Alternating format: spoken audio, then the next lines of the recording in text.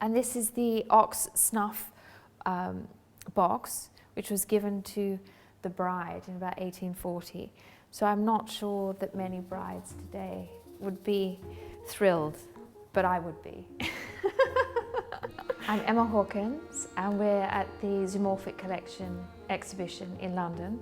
I'm doing this with my father. He's been in the antique business for 30, 40 years. There's around 200 objects here. The Zoomorphic Collection is an example of animal objects that have been made for human use. I think people probably thought, well, it's great to have these objects, but wouldn't it be more fun to actually use them and maybe create a room that was only made of antlers? Modern taxidermy now, they very much use fiberglass frames, and then the skin is pulled over the fiberglass frame, so you often get an animal looking pretty much like the next. The Victorians, they would always do a clay model first.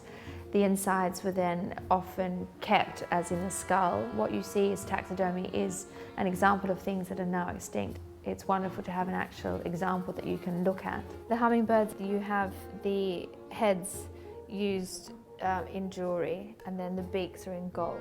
I love the use of natural objects in something that you can wear.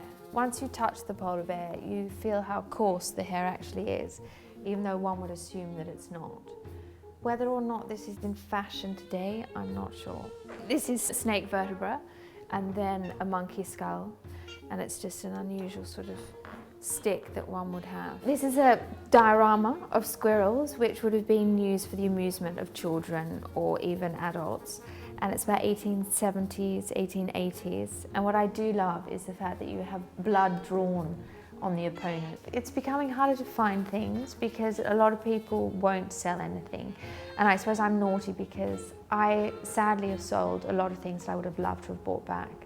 But even though now I've offered 10 times what I sold them for 15 years ago, the answer is always no.